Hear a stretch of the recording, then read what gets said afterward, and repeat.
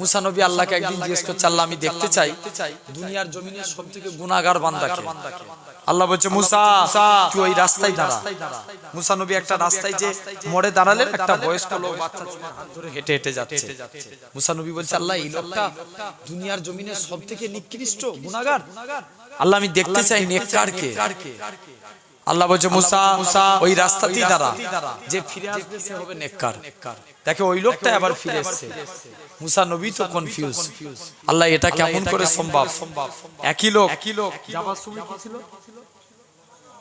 আসবার সময় নেককার। মুসা নবী কনফিউজ, আল্লাহ এটা কেমন করে সম্ভব? মুসলমান করে ছেলে মেয়েরা, বাবা তরুণেরা, এ নবীর প্রেমিকেরা, আমার আল্লাহ জানিয়েছিলেন হে আমার কালিমুল্লাহ, হে আমার নবী মুসা ওই বান্দাখানা যখন রাস্তা দিয়ে হেঁটে হেঁটে যাচ্ছিল, তার ছেলেখানা বলতে লাগে, আব্বা জান দুনিয়া বড় না প্রথম আসমান বড়? বাপখানা জবাব দেয়, বাবা ছেলে দুনিয়ার থেকে প্রথম আসমান বড়।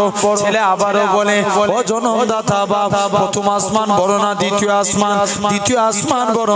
দ্বিতীয় আসমান বড় না তৃতীয় আসমান? তৃতীয় আসমান বড়। এরকম ভাবে সাত তবক আসমান বড়। ছেলে আবারও বলে, আব্বা জান সাত তবক আসমানের থেকে কি বড়? বাপখানা জবাব দেয়, বাবা ছেলে সাত তবক আসমানের থেকে আমি তোর আব্বা, আমার গুনাহখানা বড়। ছেলে আবারও বলে, ও জনমদাতা বাপ, আপনার গুনাহ থেকে কি বড়? বাপখানা জবাব দেয়, বাবা ছেলে আমার গুনাহ থেকে আমার আল্লাহ পাকের দয়া, আল্লাহর রহমত খানা বড়। এ নওজোয়ান যুবকেরা, আমার আল্লাহ জানিয়েছিলেন হে আমার কালিমুল্লাহ, হে আমার নবী মুসা, আমি আল্লাহ পাক তার এতটুকু কথাকে কবুল করে নিয়েছি। আমি আল্লাহ কবুল করে নিয়ে আমার বান্দাটা জীবনের পাখার পাখার গুনাহটাকে আমি আল্লাহ ক্ষমা করে দিয়েছি।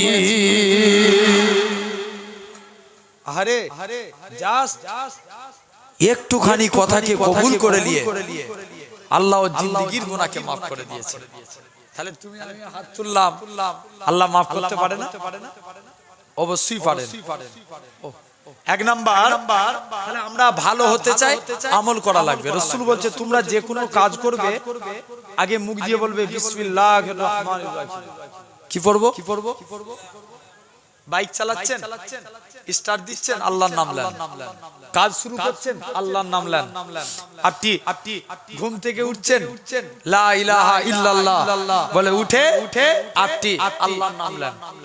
প্রতিটা কাজের শুরুতে বিসমিল্লাহ পড়বো বলি ইনশাআল্লাহ।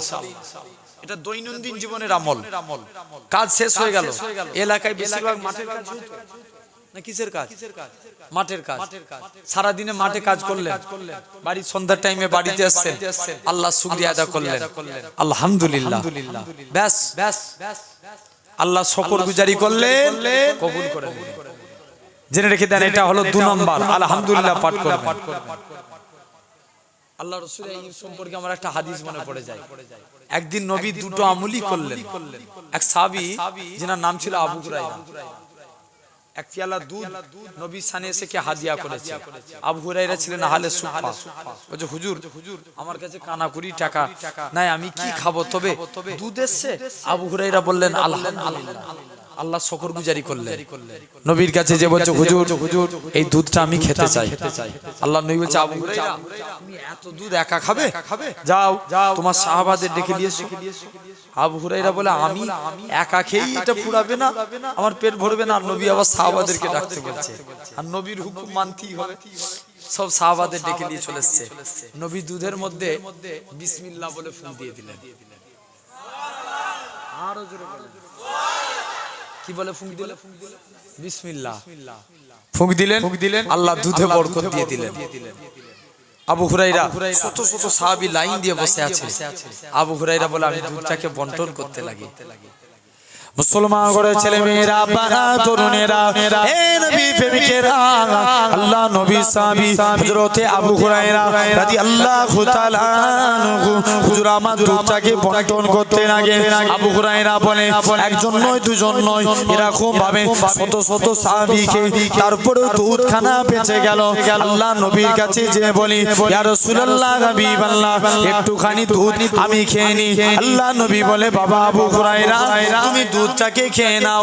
ও যুবকেরা আল্লাহ নবী সাহাবী হযরতে আবু হুরায়রা দুধটাকে খেয়ে নিলেন। দুধটা খাওয়ার সাথে সাথে হযরতে আবু হুরায়রা বলতে লাগে আমার শরীরের ক্ষুধাটাকে আমার আল্লাহ নিবারণ করিয়ে দিয়েছিলেন। জাস্ট দুধটাকে পান করেছি। তাহলে একে বলা হয় 3 নাম্বার। আমরা পূর্বে যদি কোনো কাজ করতে যাই বলবো ইনশাআল্লাহ। কি বলবো? ইনশাআল্লাহ। হাত কিংবা মুখের দ্বারা গুনাহ হয়ে গেলে সাথে সাথে পড়বো আস্তাগফিরুল্লাহ। একদিন একটা যুবক ছেলে আল্লাহর ওলি হাসান বসরি হুজুরের কাছে গেছে। বলছে হুজুর আমি আল্লাহর ওলি হতে চাই। ওয়াজ খুব ভালো করে বুঝবে, আমি আসছি এক্ষুনি আমার মূল আলোচনায়।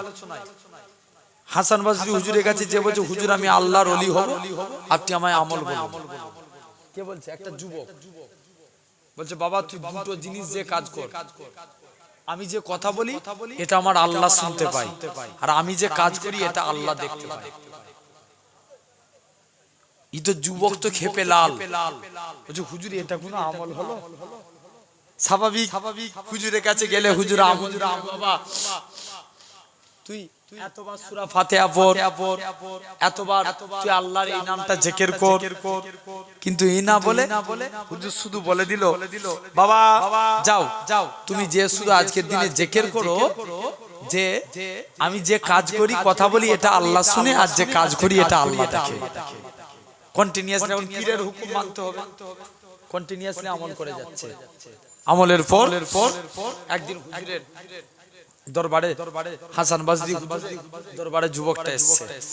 বাবা কি শিখলে? বলছে হুজুর আমি শিখলাম, এর মধ্যে আমি শিখেছি হুজুর। কি আমল শিখলে বলো? বলছে হুজুর আমি যখন মিথ্যা কথা বলতে যাই মনে পড়ে আমার আল্লাহ শুনতে পাই। আমি যখন অন্যায় করতে যাই তখন অন্যায় কথা বলতে যাই, গীবত গিল্লা করতে যাই তখন আমার মনে পড়ে আমার কথা আমার আল্লাহ শুনতে পাই। আমি এইভাবে হারাম কথা বলতে পারি না। জোরে বলে। আর কি শিখলে? বলছে হুজুর আমি যখন কাজ করি তখন আমার মনে হয় যে আমি যে কাজটা করি এটা তো আমার আল্লাহ দেখতে পায়। আমি যখন অন্যায় কাজ করতে যাই মনে পড়ে কেউ না দেখতে পায়, আমার আল্লাহ দেখতে পায়। ঠিক কি না? দেখেন কে? জোরে বলো আল্লাহ। সর্বক্ষমতার মালিক আমার আল্লাহ, আল্লাহ দেখতে পান। বলছে হুজুর আমি যাই কাজ করি এটা আমার আল্লাহ। বলছে বাবা যুবক তুই ঘর চলে যা, আল্লাহর ওলি হয়ে গেছিস। জোরে বলবে না? তাহলে এতটুকু আমরা যখন সাথে সাথে মুখের দ্বারা কি হাতের দ্বারা কাজের দ্বারা গুনাহ হয়ে গেল সাথে সাথে পড়বো আস্তাগফিরুল্লাহ। বিপদের সংকেত শুনতে পেলে পড়বো ইন্না লিল্লাহি ওয়া ইন্না ইলাইহি রাজিউন। আর সাথে সদা সর্বদা মুখ দিয়ে পড়বো লা ইলাহা, জোরে বলো, ইল্লাল্লাহ। আলহামদুলিল্লাহ এই আমলগুলো করা লাগবে। তো আমি একটা পূর্বে আয়াত বললাম, কোরআনের আয়াত, আপনারা কম বেশি প্রত্যেকে এই আয়াতটা জানেন। মিনহা খালাকনাকুম, বলো ওয়াফিহা নুইদুকুম ওয়া মিনহা নুখরিজুকুম তারাতান উখরা। এটা কিসে পড়তে হয়? মাটি দেওয়ার সময় আয়াত দেখলে বুঝে নেবে আলোচনা কোন দিকে যাবে। কথা বুঝতে পারছেন? কোরআনের আয়াত। তো আমরা হাজারো চেষ্টা করলে কেউ মরণ থেকে বাঁচতে পারবে মনে হয়? যদি ভাবি ডাক্তার দেখিয়ে বেঁচে যাব, ভেলোরে গেলে বেঁচে যাব, বাঁচবো? খবর নিয়ে দেখো বড় বড় ডাক্তার বাবুরা তাহলে মারা যেত। যদি ভাবি দুয়া তাবিজ তদবির করে বেঁচে যাব, পীর আউলিয়া নবী রাসূল ইনারা ইন্তেকাল করতেন না। তাহলে আমরা একটা মনে সার ভেবে নিয়েছি মরতে হবে। ঠিক না ভুল? জোরে বলো। এই মরণ থেকে কেউ রেহাই পাবো? কেউ রেহাই পাবো না। কিন্তু যদি চেষ্টা করি আযাব থেকে বাঁচতে পারবো না? কথা বলে না, আমরা আযাব থেকে বাঁচতে চাই। আলহামদুলিল্লাহ, আপনাদের কাছে তাহলে আলোচনা হবে, আযাব থেকে আমরা বাঁচতে চাই। রাজি আছি? আরেকবার কষ্ট দেবো, হাত তুলে দেখান কারা কারা কবরে আযাব থেকে বাঁচতে চান। তাকবীর দেন, নারে তাকবীর। মিডিল থেকে একজন দাও তো তাকবীর দেখি। হেই বসে বসেই দেন না, চেনে রেখে দেন, বসো বসো। এই মাঝে মাঝে তাকবীর মারতে হয়, তাকবীর দিলে কি হয়? ঈমানি জাযবিয়াত বাড়ে, এটা আমাদের ঈমানি পাওয়ার। তো আমরা আযাবুল কবর থেকে বাঁচতে চাই, বলেন ইনশাআল্লাহ। তো তার আগে আমি আপনাদের একটা বলি, এই সমাজে এখন শিক্ষার হার বাড়ছে না কমছে? শিক্ষার হার বাড়ছে, ইয়েস। শিক্ষার হার কি করে কমে? হয়তো হ্যাঁ এটা বলতে পারেন, আগেকার যুগের যে শিক্ষা এখনের শিক্ষা কিছুই না, ঠিক কি না? আগে আগে দেখবেন যারা আলেম পাস, আর এখন টাইটেল পাস বেকার। ভুল বলছি না ঠিক বলছি? এটা ছাত্রদের দোষ না, দোষ কাদের? পাঠনের দোষ। যারা যারা এই নিয়ে গবেষণা করছে, এটা ছাত্রদের দোষ না, আমরা ভুল বুঝবো। ছাত্রদেরকে যেমন সিলেবাস দিবে তারা সেরকম পড়ে দিবে। আগেকার যুগে ছাত্ররা ভালো ভালো ছাত্র তৈরি হতো, কারণ তাদের সিলেবাসটাও ছিল সেরকম, ঠিক কি না? তো দেখেন শিক্ষার হার অনেক বাড়ছে। আচ্ছা বলুন তো, পিতা মাতার খিদমতের হার বাড়ছে না কমছে? কমে যাচ্ছে। এখন সমাজে চোর বাড়ছে না কমছে? জোরে বলো, জোরে বলো। চোর চোর বাড়ছে। সমাজে চোর দেখবেন দুই প্রকার, একটা অভাবে চোর আর একটা স্বভাবে চোর। একটা কি? স্বভাবে চোর। অভাবে যারা পেটের দায়ে চুরি করে, এতে তো আমরা জানি এরা চোর। কিছু কিছু আছে স্বভাবে চুরি করে। মনে করেন আপনি ডাক্তারখানায় গেছেন, 150 জন রোগী দেখে ডাক্তার, কম্পাউন্ডার বলছে 500 টাকা দে, তোর নাম 50 লিখে। কি করলো? জোরে বলো, জোরে বলো। চুরি হলো। আপনার নামে মনে করেন ঘর বেরিয়েছে, আপনি যার কাছে যাচ্ছেন সে বলে আমাকে 20,000 দে, তবে তোর নামে ঘর লিখবো। কথা বলে না কেন? এগুলো কি হচ্ছে? কথা বলে না কেন? হচ্ছে না চুরি? সব জায়গায় জায়গায় জেনে রেখে দেন, রেখে দেন। তাহলে বলুন এই সমাজে বিড়িখোর বাড়ে না কম? বিড়িখোর বাড়ছে না? অনেক বেড়ে যাচ্ছে। এখন দেখবেন যুবক ছেলেরা বিড়ি ছেড়ে দিয়ে আবার গাঁজা টানে। খারাপ লাগছে না আমার কথায়? বলেন এই সমাজে মাতাল বাড়ে না কমে? বাড়ে। লটারিখোর বাড়ে না কমে? বাড়ে। একটা মুরব্বি সে তো লটারি কেটে আল্লাহর কাছে দোয়াই চেয়ে ফেললো, আল্লাহ 30 টাকা দিয়ে লটারি কেটেছি, দয়া করে 1 কোটি টাকা পাই দাও, তোমার নামাজ রোজা আরো বেশি বেশি করে করব। কত বড় কপাল ফাটা, লটারি কেটে আল্লাহর কাছে দোয়া চাইছে। জেনে রেখে দেন আমার আলহামদুলিল্লাহ আমরা এই সুন্দর জায়গায় এসে বসেছি। তাহলে এই সমাজে সব বারে নামাজি বারে না কম? নামাজ পড়ার দরকার আছে না নাই? জোরে বলো, আছে। আমরা নামাজ পড়বো বলি ইনশাআল্লাহ। একটা যুবক নবীর দরবারে চলে গেছে, বলছে হুজুর আমি আপনার কাছে এসেছি। আল্লাহ রাসূল যুবকের দিকে তাকিয়ে মুচকে হাসতে লাগলেন। জোরে বলবে না? যুবক বাড়ি চলে এসেছে, কাজ করতে যায়, মনে পড়ে রাসূলুল্লাহর মুচকি হাসি। ঘুমাতে যায়, মনে পড়ে রাসূলুল্লাহর মুচকি হাসি। মানে সে নবীর প্রতি ক্রাশ হয়ে গেছে। যাই করতে যাই নবীর হাসির কথা মনে পড়ে। যুবক বলছে আর থাকা যাবে না, যাই নবীর দরবারে চলে যাই।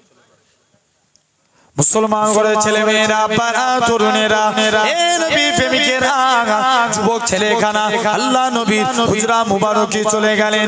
এ হযরতে মুহাম্মদ সাল্লাল্লাহু আলাইহি সাল্লাম হুজুর আমি যখন কাজ করতে যাই আমার মনে পড়ে যায় আপনার মুচকি আসি। হুজুর আমি যখন ঘুমাতে যাই আমার মনে পড়ে যায় আপনার মুচকি আসি। এ হযরতে মুহাম্মদ সাল্লাল্লাহু আলাইহি সাল্লাম হুজুর আজকের দিনে আপনার হাতখানা বাড়িয়ে দেন। আজকের দিনে আমি যুবক ঈমানের কালেমা পড়ে মুসলমান হয়ে গেলাম।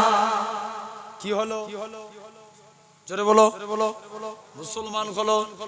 নবীর কাছে যে বলছে হুজুর মুসলমান হব কিন্তু আমি নামাজ পড়ব না, কি করবে না? নামাজ পড়বুনি। নবী বলছে যা তোর যা মন চাই তুই করবি যা। যুবক একদিন বিনা সব বন্ধুরা নামাজ পড়ছে বলছে যাই আমার বন্ধুরা নামাজ পড়ছে আমি নামাজ পড়বুনি। নবীর কাছে চলে গেছে হুজুর নামাজ পড়বুনি বলেছিলাম না, তবে কথা দিচ্ছি হুজুর নামাজ পড়বো কিন্তু আমি উজু করব না। কি করবে না? উজু করবে না। আচ্ছা উজু আগে না নামাজ আগে? উজু আগে। তোমরা ওখানটায় দাঁড়িয়ে আছো, একটু এসে বসলে কি গুনাহ হবে? ও ডাকলে আবার পালাবে দেখবে। ওই দেখো ঠিক আয় ভিতরটা আয়। এই যুবকগুলো শুট করে দাঁড়িয়ে আছে, আমার একটা হাদিস মনে পড়ে যায়, বলবো? খারাপ ভাববেন না, আমি ভাববেন যে হুজুর এদেরকে মানে সে কি বলে স্লেজিং করছে না, এরা শুট করছে। ভালো জিনিস তুমি পড়ো, তবে যখন শুট পড়বে আমি অনেকে দেখলাম দূর থেকে চোখ এখানে আছে মাইন্ড ওয়াজের দিকে, কিন্তু অনেক রকম থাকে দেখবেন অনেকে শুট গুলো এই গাঁটের নিচে পড়ছে। এটা সম্পূর্ণ হারাম জানেন। হাদিস শরীফ এসে এক বান্দা অহংকার বশত গাঁটের নিচে শুট পড়ে যাচ্ছে। কিতাবে সে কিয়ামত পর্যন্ত সে মাটির নিচে ঢুকতেছে। তাই আমরা যখন শুট করব তখন দরকার হয় গুড়িয়ে নেব। কি করব? গুটিয়ে এই গাঁটের উপরে রাখবো, বলেন ইনশাআল্লাহ। ভাই তোর কবরে তুই জবাবদিহি করবি, আমার কবরে আমি যাব। কিন্তু তোমাদের সঙ্গে একটা পীর মুরিদির সম্পর্ক। আমার ভাইগুলো কি কাজ করলে ভালো পথে হাঁটবে, কি কাজ করলে আল্লাহ জান্নাত পাবে, আমার বলার অধিকার আছে না নাই? তাই বলে গেলাম। তবে আরেকটা সিস্টেমে শুট পড়বেন। যখন শুট পড়বেন আগে ডান পা দিবেন, ডান পা। পায়জামা পরবেন আগে ডান পা দিবেন। মায়েরা যারা ওয়াজ শুনছেন পায়জামা পরেন আগে ডান পা। পাঞ্জাবি পরছেন ডান হাত, গেঞ্জি পরছেন ডান হাত, জ্যাকেট পরছেন ডান হাত, কাউকে কিছু দিচ্ছেন ডান হাত, কারোর কাছে কিছু নিচ্ছেন ডান হাত। এই ডান ডান ডান কিয়ামতের দিন আল্লাহ বলবে তোরা যারা ডানপন্থী আছিস এগিয়ে আয়। বান্দারা জিজ্ঞেস করবে কেন আল্লাহ? আল্লাহ বলবে যা আমার নবী রাইট সাইড কে ভালোবাসতো, তোরা আমার নবীর সুন্নত মেনেছিস, আমি আল্লাহ তোদের নাজাত দিয়ে দিলাম। জোরে বলে তাহলে কোন দিক দিয়ে পড়বো? আচ্ছা কে কে আজকের পর থেকে যখন শুট করবে ডান সাইড ডান পা আগে দিবে? হাত তুলে দেখাও তো দেখি। মাশাআল্লাহ, আল্লাহকে সাক্ষী রেখে তো না এই সে হুজুকে পরে হাত তুলে দিচ্ছি। আল্লাহকে সাক্ষী রেখে আমল হবে, বলেন ইনশাআল্লাহ। নবী বলছে যে আমার একটা সুন্নত মানবে, দুটো আগুল যেমন পাশাপাশি থাকে কিয়ামতের দিন আমি আর সেই ব্যক্তি আল্লাহ জান্নাতে পাশাপাশি থাকব। ঠিক কি না? তো যা হোক আমার আলোচনা আজকে সাবজেক্ট এদিকে না নালে নবীর নিয়ে আলোচনা করতাম। তথাপিও আমি যে কথা বলছিলাম সাহাবী এখন নবীকে যে বলছে হুজুর আমি নামাজ পড়বো কি করব নি? আগে উজু না আগে নামাজ? উজু আগে তারপরে নামাজ। হাদিস ওয়াক্যে সাল উজু মিফতাহুস সালাত, উজু নামাজের চাবিকাঠি, আর সালাতু মিফতাহুল জান্নাত, নামাজ আল্লাহর জান্নাতের চাবি। জোরে বলবে না যুবকটা যে আমি নামাজ পড়বো উজু করব না, নবী বলছে যা যা মন চাই তুই করবি যা। খাওয়া আগে না নামাজ আগে? বলবে হুজুর তুমি চুপ করে ওয়াজ করবে করে এত জিজ্ঞেস করে জ্বালাবে না, এই রাগ করছো নাকি? আমি বুঝানো এগুলো শিক্ষা আসবে না। আগে খাওয়া না আগে নামাজ? আমি তো জানি সবাই এটাই বলবো আমরা নামাজ আগে। হ্যাঁ পেটে যদি খিদে থাকে মন কোন দিকে থাকবে? হ্যাঁ নামাজের দিকে থাকবে না মন না হাড়ির দিকে খিদে পেটের যদি খিদে থাকে জানবেন হ্যাঁ ওয়াক্ত চলে যাচ্ছে তখন নামাজ আগে সবর আগে না নামাজ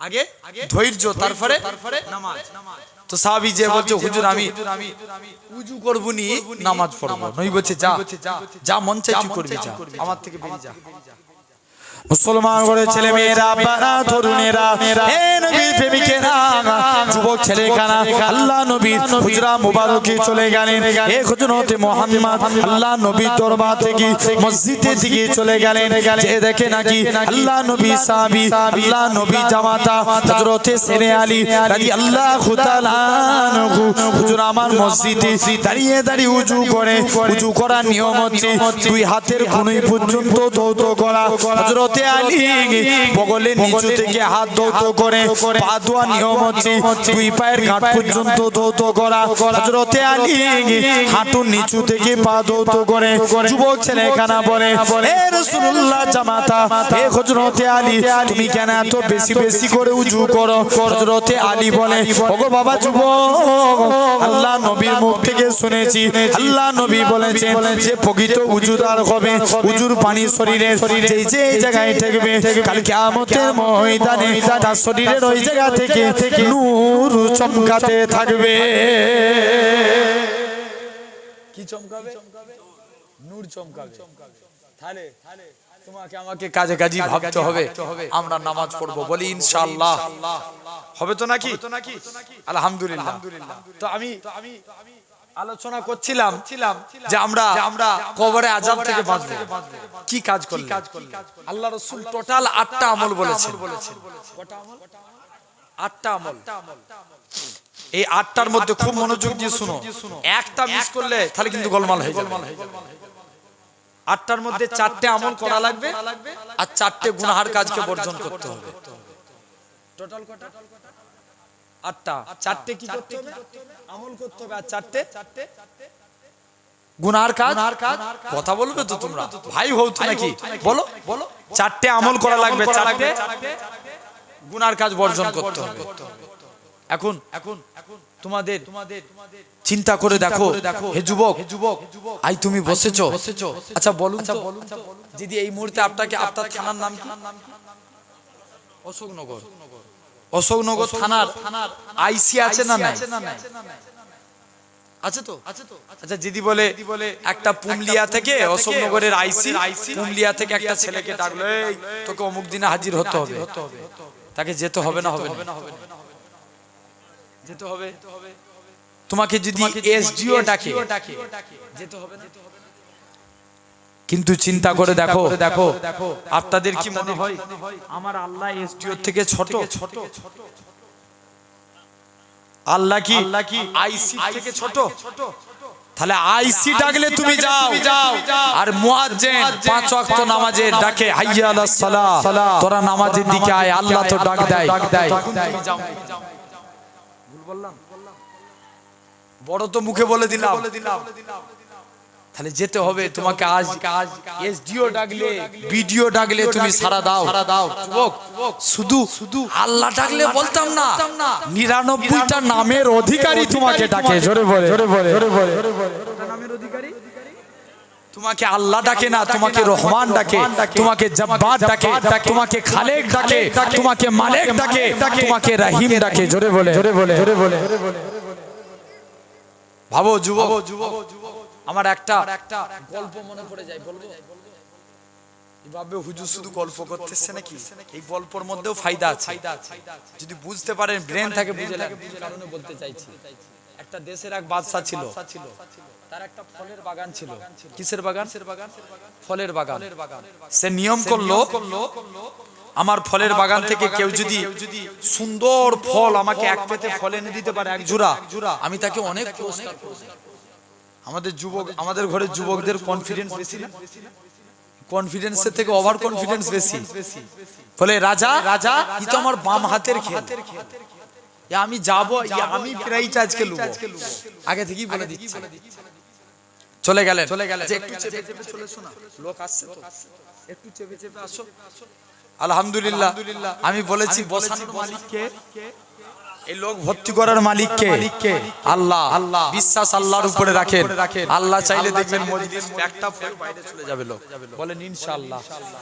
হাতে সময় আছে আর 45 মিনিট। আপনাদের কাছে বলে যাই জেনে রেখে দেন বাপেরা, আব্বারা, তরুণেরা। তো এখন যুবক যে বলছে এটা আমার কোন হাতের খেল, একটাই আবার উল্টো মনস্ক হয়ে গেলে কিচ্ছু হবে না। আমরা আমাদের যার কারণেই তো আগেকার যুগের ওয়াজ দিত দেখবেন আল্লাহর ওলিরা, এখন ওয়াজের মাহফিল আল্লাহ করে অনেক হয়, মানুষ হেদায়েত হয়, একটা হেদায়েত হয় না। যে দেখবেন আমি আমার কথাই বলছি, আমি ধরেন স্টেজে পা রাখছি, ওখানটায় উঠছি, মনে মনে নিয়ত করছি আজ পুমলিয়ায় এমন জলসা করে যাব, পুমলিয়ার মানুষ আমার উপরে ক্রাশ থাকবে।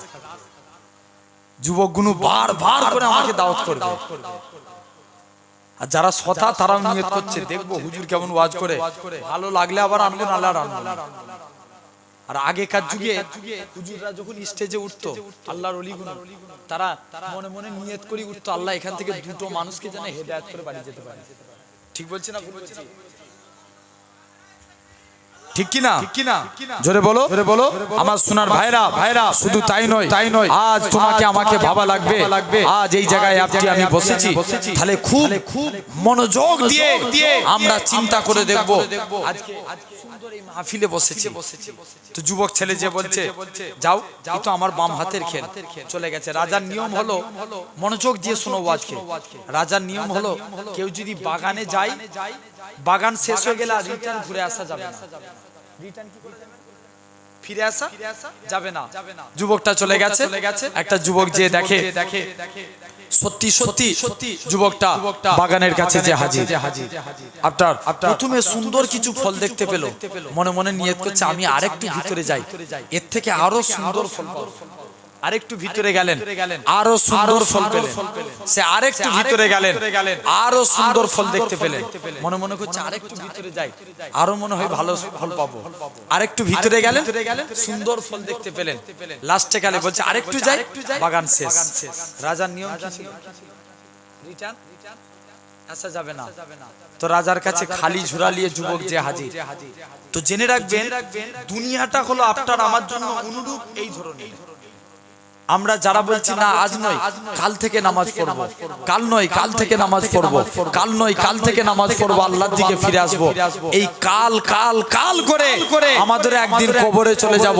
তখন চেষ্টা করবো আল্লাহ একবার ফিরিয়ে দাও আমল, এরপরে তোমায় যে সিজদা দেবো আমল করব, তখন আমরা ফিরে আসতে পারবো না আল্লাহর কাছে বিনা আমলে যে হাজির। বললাম না ঠিক বললাম? তো জেনে রেখে দেন সেই আল্লাহ মানুষের মরণ কার মুহূর্তে এসে যাবে কেউ বলতে পারবো? আমরা যুবক বলে বেঁচে থাকবো আর বুড়ো বলে মরে যাব, এরকমটা নাকি? মরণের কোনো বয়স আছে? কোনো বয়স নাই।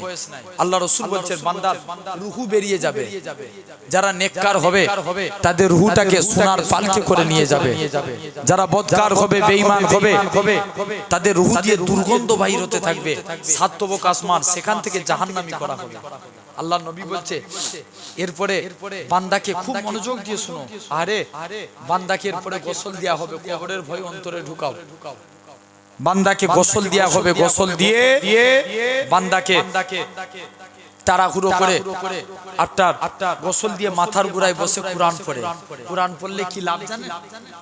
অনেক একটা মানুষ পানিতে হাবুডুবু খাচ্ছে, মনে করেন তার মুখটা বেরিয়ে গেল, নাকটা পানি থেকে বেরিয়ে গেল, অনেক শান্তি পায় না? সে পানিতে ডুবে যাচ্ছে, নাকটা বেরিয়ে গেল, অনেক শান্তি পায়। অনুরূপ একটা বান্দার মাথার গোড়ায় বসে যখন কোরআন তেলাওয়াত করা হয় বান্দা অনুরূপ শান্তি পায়। জোরে বলে। তো এরকম এরপরে বান্দাকে গোসল দিয়ে খাটিয়ায় করে জানাজার ময়দান, ওখান থেকে কবরস্থানে নিয়ে যাবে। যারা বদকার হবে তাদেরও লাশকে কবরস্থানে নিয়ে যাবে। মুসলমান ঘরের ছেলে মেয়েরা, আব্বারা, তরুণেরা, এ নবী প্রেমিকেরা, এ পুমলিয়ার মানুষেরা যারা বদকার হবে তাদের লাশটাকে কবরস্থানের দিকে নিয়ে যাবে। তারা এলাকাবাসীদের বলবে, হে আমার আত্মীয় স্বজনেরা, তোমরা আমার লাশটাকে তাড়াতাড়ি করে কবরস্থানের দিকে নিয়ে যেও না, তোমরা আমার লাশটাকে তাড়াতাড়ি করে কবরস্থানের দিকে নিয়ে যেও না, কেননা আমার কবরের মধ্যে যা ভয়ঙ্কর জিনিস হচ্ছে যদি তোমরা দেখতে পেতে তোমরা আমাকে কবরস্থ করতে না। এ নওজোয়ান যুবকেরা, আল্লাহ নবী জানায় যারা নেককার হবে, যারা ঈমানদার হবে তাদের লাশটাকে কবরস্থানের দিকে নিয়ে চলে যাবে, তাদের লাশটাকে আস্তে আস্তে করে কবরস্থানের দিকে নিয়ে যাবে। তারা এলাকা মানুষদের বলবে, হে আমার আত্মীয় স্বজনেরা, তোমরা আমার লাশটাকে তাড়াতাড়ি করে কবরস্থানের দিকে নিয়ে চলো, কারণ আমি আমার কবরের মধ্যে আল্লাহর দয়ার জান্নাত দেখতে পাই।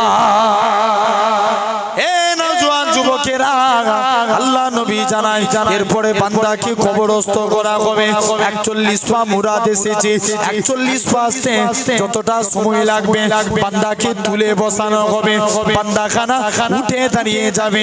এরকম ভাবে কবরবাসী, কবরটা এত অন্ধকার হবে। এ নওজোয়ান যুবকেরা, বলো তো দেখি দুনিয়ার জমিনে কারে চলে গেলে কত অন্ধকার লাগে, তবেই তো দুনিয়ায় তারার আলো, চাঁদের আলো, কবরটা এত অন্ধকার হবে। দুনিয়ার অন্ধকারের থেকে 70 গুণ বেশি অন্ধকার হবে কবর। বান্দাকে কবরে রাখা হবে, কবরবাসী চিৎকার করে কাঁদতে লাগবে। কারুর কেউ ক্যান্সার হয়ে মারা গেছে, তার রোগ ভালো হয়ে যাবে। কেউ অ্যাক্সিডেন্টে মারা গেছে, তার রোগ ভালো হয়ে যাবে। এরকম ভাবে কেউ পঙ্গু হয়ে মারা গেছে, তার রোগ ভালো হয়ে যাবে। এ নওজোয়ান যুবকেরা, আল্লাহ নবী জানায় এরকম ভাবে যারা কবরবাসী হবে কবর থেকে উঠে দাঁড়াবে, কবরের বাঁশগুলো মাথায় থেকে যাবে। এলাকাবাসীদের নাম ধরে ধরে ডাকবে, হে আমার আত্মীয় স্বজনেরা, তোমরা আমায় কোথায় রেখে দিয়ে চলে গেলে, আমাকে কোথায় রেখে দিয়ে চলে গেলে। কবরবাসী চিৎকার করে কাঁদতে লাগবে, বড় ছেলে নাম ধরে ধরে ডাকবে। এরকম ভাবে সবাই নাম ধরে ধরে ডাকবে। ও যুবকেরা, ও নবী প্রেমিকেরা, তুমি আমি তোমার আমার কবরে মুনকার নাকি ফারিস্তা আসার আগে প্রতিটা বান্দা বান্দির কবরে হযরতে রুমান আলাইহিস সালাম চলে আসবে, বান্দাকে তুলে বসাবে। এ দুনিয়ার জমিনের বান্দা, আল্লাহ তোমায় 70 বছর হায়াত দিয়েছিল, আল্লাহ তোমায় 30 বছর হায়াত দিয়েছিল। তোমার যৌবন আলো থাকে, যুবক বয়সটাকে কোন কাজে ব্যয় করেছো? খাতা কলমে লিখো। হযরতে রুমান আলাইহিস সালাম এরকম ভাবে বান্দা বলবে, আল্লাহ দুনিয়ার জমিনে আমি তেমন কিছু আমল করিনি, আল্লাহ খাতা কলমে লিখো। আল্লাহ পাক, আমি তেমন কিছু আমল করি না আল্লাহ। এরকম ভাবে হযরতে রুমান আলাইহিস সালাম কাফনে কি নেককার বলে কি বদকার বলে প্রতিটা বান্দা বান্দির মুখের দিক থেকে এক টুকরা কাফনের টুকরা ছিঁড়ে বলবে, এই কাফনের টুকরাটা হবে তোমার জন্য খাতা, সাদা তাগুলটা হবে তোমার জন্য কলম, মুখে থুতুটা হবে তোমার জন্য কালি। এ নওজোয়ান যুবকেরা, বান্দা মুখ থেকে থুতু নিয়ে কালি নিয়ে সাদা তাগুলে করে কাফনের উপর লিখতে থাকবে। লিখতে লিখতে বান্দা মুখে থুতু ফুরিয়ে যাবে, তথাপিও লেখা শেষ হবে না। হযরতে রুমান আলাইহিস সালাম ওই কাফনের টুকরাটা গলায় ঝুলিয়ে দিয়ে চলে যাবে। কাল কিয়ামতের ময়দানে এই কাগজের টুকরাটা আপনার আমার আমলনামা হয়ে যাবে। এ নওজোয়ান যুবকেরা, এরকম ভাবে আল্লাহ নবী জানান, এরকম ভাবে যারা নেকির কাজ করবে এদের তো কোনো বেলা নাই, যারা অন্যায় করবে আল্লাহ আফসোস করে বলবে, বান্দারে তোদেরকে হেদায়েতের পথে আনার জন্য আমি আল্লাহ পাক যুগে যুগে কত আমার নবী রাসূল পাঠিয়েছি, তোদেরকে হেদায়েতের পথে আনার জন্য আমি আল্লাহ কত আমার আউলিয়া বান্দাদের তৈরি করেছি, তারপরেও তোরা এত অন্যায় করেছিস। বান্দাখানা চিৎকার করে কাঁদতে লাগবে, আল্লাহ পাক আমল করেছি আল্লাহ তোমার ফারিস্তারা লিখে নে। আল্লাহ বলবে সিজদা দে, বান্দা সিজদা দেওয়ার জন্য তৈরি হয়ে যাবে। তুমি আমি কি বলে রেখাই পাবো? তোমার আমার হাত সাক্ষী দিবে। আল্লাহ পাক এই হাত দিয়ে দিয়ে বান্দাটা আল্লাহ মানুষের উপর জুলুম করেছে, মানুষের উপর অত্যাচার করেছে, আপনার আমার পা সাক্ষী দিবে আল্লাহ পাক এই পা দিয়ে আপনার বান্দাটা মসজিদের দিকে যায় না, তিনি মাহফিলে গিয়ে বসে না, মাচায় গিয়ে বসে পরে চকলখুরি করে বেরিয়েছে, আপনার আমার কান সাক্ষী দিবে আল্লাহ পাক এই কান দিয়ে বান্দাটা গান বাজনা শুনে কাটিয়েছে, আল্লাহ কোরআনের কথা শুনে না, হাদিসের কথা শুনে না। এ নওজোয়ান যুবকেরা তোমার আমার মুখ সাক্ষী দিবে আল্লাহ পাক এই মুখ দিয়ে আপনার বান্দাটা আল্লাহ কোরআনের কথা বলে না, কোরআন পড়ে না, হাদিসে করে না, আল্লাহ মুখ দিয়ে পরের গীবত গিল্লা করেছে, মানুষের অন্তরে দুঃখ দিয়েছে, প্রতিটা অঙ্গ প্রত্যঙ্গ আপনার আমার বিরুদ্ধে সাক্ষী দিবে। এ নওজোয়ান যুবকেরা আমার আল্লাহ জানাবে ও আমার ফেরেশতারা চলে যাও, চলে যাও, আমার বান্দাটাকে জাহান্নামী করে দাও। বান্দাটা চিৎকার করে কাঁদবে আল্লাহ পাক ও আল্লাহ পাকের ফেরেশতারা আমায় জাহান্নামী করবে না। আল্লাহ সঙ্গে দুটো কথা আছে, বান্দাকে ছেড়ে দেয়া হবে, বান্দা খানা চিৎকার করে আল্লাহর কাছে চলে যাবে আল্লাহ পাক দুনিয়ার জমিনে আল্লাহ আমি অন্যায় করেছি ঠিকই কথা, আমি পাপ করেছি ঠিকই কথা, তবে আপনি নাকি কুরআন পাক ইরশাদ করেছেন ওমাই ইয়াতাকাল আল্লাহকে তাকওয়া খাসবু, যে বান্দা নাকি আল্লাহ আপনার উপরে ভরসা করে আপনি তার জন্য যথেষ্ট হয়ে যান।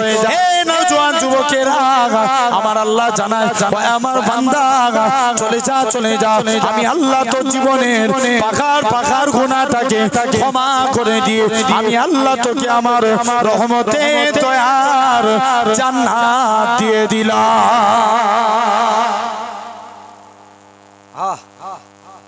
আল্লাহ মাফ করে দিবে কিয়ামতের দিনে তোমাকে আমাকে। ভাবো আল্লাহ রাসূল বলছে এরপরে বান্দার কবরে আসবে মুনকার নাকির ফেরেশতা, কটা সওয়াল করবে জোরে বলো?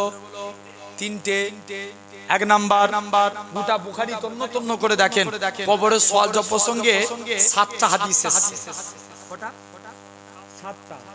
7টার মধ্যে 6টা হাদিসে বলা হচ্ছে কবরে একটা সওয়াল করা হবে, যে নেতাকে চিনতে পারবে তার কবরে না যাবে। জোরে বলবে না? আরো জোর করে বলো। আমাদের নেতা চেনার দরকার আছে না? কথা বলো না কেন? এসব এখনকার যুগের নেতা নয়। এখনকার নেতারা দেখবেন বেশিরভাগ এরা নেতা হওয়ার আগে ভিখারি, আর নেতা হওয়ার পরে হয়েছে কোটিপতি। ভুল বলছি না ঠিক বলছি? খারাপ লাগছে? এই পুমলিয়ায় আসতে দিবে না? এটাই পুমলিয়া রেজেকদাতা না আল্লাহ রেজেকদাতা? জোর করে বলো। আল্লাহ রেজেকের মালিক, ঠিক কি না? এক দুয়ার বন্ধু তো আল্লাহ হাজার দুয়ার রেখেছে, ঠিক কি না? তবে আজ বুঝতে হবে আমি এই সব নেতার কথা বলি না, আমি সেই নেতার কথা বলি যার সম্পর্কে আমরা নামাজে পড়ি সাইয়্যিদেনা ও মাওলানা মুহাম্মদ আল্লাহ সরদার হিসাবে মানি, নবী মুহাম্মদ সাল্লাল্লাহু আলাইহি ওয়াসাল্লামকে আরে মুস্তাফাকে নেতা বলে চিনে নাও, আল্লাহ তোমার মাকামকে আলা করে দিবে। জোরে বলে কি না বল? কাকে নেতা বলে মানব? রাসূলুল্লাহকে। কাকে? আল্লাহ রাসূলকে। সেই নবীর বিরুদ্ধে কথা বললে আমরা আন্দোলন করব না? জোর করে আসতে কেন? গলা ফাটিয়ে বলো। আমরা চিৎকার দিয়ে বলেন যারা নবীর বিরুদ্ধে কথা বলবে এক হয়ে তাদের বিরুদ্ধে আন্দোলন করার দরকার আছে না নাই? আরো জোরে বলেন আছে না নাই? সব মেনে লিয়া যাবে, নবীর অপমান করলে আগুনকে ভেঙে দিতে পারি, ঠিক কিনা ভুল? জোরে বলেন। আজ আপনারা লক্ষ্য করে দেখেন দিকে দিকে মনে হয় ইসলামকে মিটানোর চেষ্টা করে। আজ আমি আপনাদের ভাই বলে দিয়ে যাই, আপনাদের কি বিশ্বাস বাবরিকে আমাদের কাই দিয়ে ছিনিয়ে নিয়েছে? কাকে? বাবরি মসজিদকে। আপনাদের বিশ্বাস আল্লাহর বিচার করবে না? এই কি বলে হয় আমরা কোটের উপরে আমরা সবর করে নিয়েছি, ভারতের সংবিধানকে আমরা মেনে নিয়েছি, কিন্তু জেনে রেখে দেন আমার আল্লাহর বিচার সূক্ষ্ম। আল্লাহ ছাড় দেয় কি করেন? খবর নিয়ে দেখো 2019 সালে ফ্রান্সের এক নাস্তিক নবীর সম্মান নিয়ে কথা বলেছে। আল্লাহকে 21 সালে রোড অ্যাক্সিডেন্টে মেরেছে। কত সালে? 21 সালে বাংলাদেশের এক নাস্তিক মহিলা তসলিমা নাসরিন নবীর সম্মান নিয়ে কথা বলেছে। আল্লাহকে চিরতরে পঙ্গু করে দিয়েছে। আপনাদেরও আমাদেরও বিশ্বাস নূপুর শর্মাকে দুনিয়ার মানুষ ছেড়ে দিলেও আমার আল্লাহ ছাড়বে না। আল্লাহ যেদিন ধরবে সেদিন কিন্তু সাইজ করে দিবে, ঠিক কি না? জেনে রেখে দেন। আমার মনে পড়ে যায় আয়া সুফিয়া দিকে দিকে আল্লাহর ঘর মসজিদগুলোকে আজকে টার্গেট করে মসজিদ ভাঙার দিকে। আমরা মসজিদ ভাঙার দিকে না গড়ার দিকে? ওরা ভাঙবে, আমরা তৈরি করব বলেন ইনশাআল্লাহ। আল্লাহ কবুল করেন। জেনে রেখে দেন বাবরি মসজিদ আমার মনে পড়ে যায় আয়া সুফিয়া প্রথমে মসজিদ ছিল, খ্রিস্টানরা দখল করলো, রাজত্ব পেল, তারা গির্জা করে দিল। আবার মুসলমানরা ক্ষমতা পেল, মসজিদে রূপান্তরিত হলো। জোরে বলে এই বাবরি মসজিদ ইনশাআল্লাহ আমাদের ছিল, ইনশাআল্লাহ একদিন আরে আমরা মরে গেলেও আমাদের ছেলেরা পাবে বলেন ইনশাআল্লাহ। আজকে ফিলিস্তিনে দেখেন কি পরিস্থিতি হচ্ছে, মসজিদুল আকসাকে টার্গেট করে। এদের মূল টার্গেট মুসলমানদের মারা না, এদের টার্গেট হচ্ছে মসজিদুল আকসাকে নিজেদের কবজা আনা। আপনাদের কি বিশ্বাস পারবে? জোর করে বলো, চিৎকার দিয়ে বলো। মসজিদুল আকসা আমাদের ছিল, আমাদের আছে, আমাদের ভবিষ্যতেও আমাদের থাকবে। কোন মসজিদুল আকসা? যে মসজিদুল আকসায় 1 রাকাত নামাজ পড়লে 500 রাকাত নামাজের সওয়াব পাওয়া যায়। আমি অবাক হয়ে গেলাম ফিলিস্তিনি ইমানদারদের ইমান দেখে। কিছু যুবক ছেলে মসজিদুল আকসার উপরে প্যারাসুটের উপরে ভাসছে, প্যারাসুট নিয়ে মসজিদুল আকসার উপরে ভাসছে। সাংবাদিকরা তাদেরকে জিজ্ঞেস করছে, তোমরা এমন করে ভাসো কেন? কাবা ঘর ধ্বংস করতে এসেছিল কে? আব্রাহা বাদশা। আল্লাহ কি পাঠিয়ে হেফাজত করেছিল? আবাবিল পাখি পাঠিয়ে। পাখিগুলো ভেসে ভেসে আব্রাহা বাদশাকে নাস্তে নাবুদ করেছিল। তারা বলছে আমরা এই জন্য ভাসতেছি, জান চলে যায় জান দিতে রাজি আল্লাহর কসম, মসজিদুল আকসাকে রক্ষা করেই ছাড়বো। জোরে বল। তাহলে সেই কবরে কটা সওয়াল করা হবে বললাম? টোটাল 7টার মধ্যে 6টা হাদিসে কটা বলা হচ্ছে? একটা। নবীকে এনে কবরে হাজির করানো হবে। নবীকে জিজ্ঞেস করা হবে এই ব্যক্তিটার সম্পর্কে তুমি কি জানো? যে নবীকে চিনতে পারবে তার কবরে নাজাত। জোরে বলে। নবীকে চিনতে গেলে নবীর সুন্নতকে ভালোবাসতে হবে। কাকে? সুন্নতকে। এখন যদি ভাবো দাড়ি রাখবো বিরাট কোহলি মার্কা, তুমি হয়তো দাঁড়িয়ে রেখেছো, কেউ না জানে তোমার অন্তরের খবর জানে কে? এইটা ভেবে মনে করো যতটুকু ডাকবো মুস্তাফার সুন্নত বলে রাখবো। কার সুন্নত? মুস্তাফার সুন্নত। যদি দাঁড়িয়ে রেখে কবরে যেতে পারি আল্লাহর ফারিস্তারা দেখলেই চিনবে এইটা গোলামে মুস্তাফা। আমার ভাইরা আর 3টে সওয়াল করা হবে। একটা হাদিসের সে 3টে সওয়াল। মান রাব্বুকা, তোমার রব কে?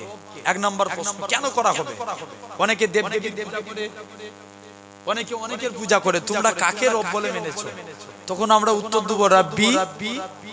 এটা সবাই মিলে এই 2-4 জনের না সবাই আল্লাহ। তাহলে বলছি কেন রাব্বি?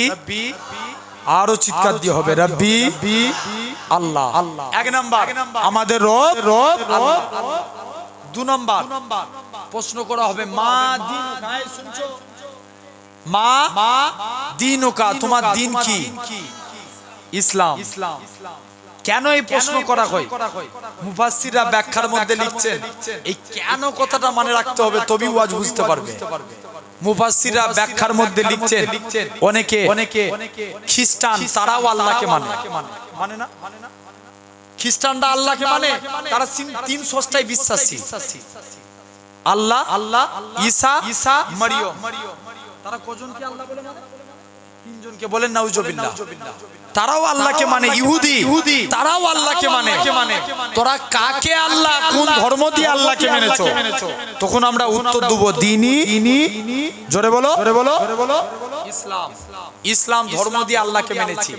3 নম্বর প্রশ্ন করা হবে, ওমান নবিয়ুকা, তোমার নবীকে মুসাইলামাতুল কাজ্জাব সে নবী দাবি করেছিল, তোমরা কাকে নবী বলে মেনেছো? উত্তর দেব নবী মুহাম্মদ। সকলে বলি সাল্লাল্লাহু আলাইহি ওয়াসাল্লাম।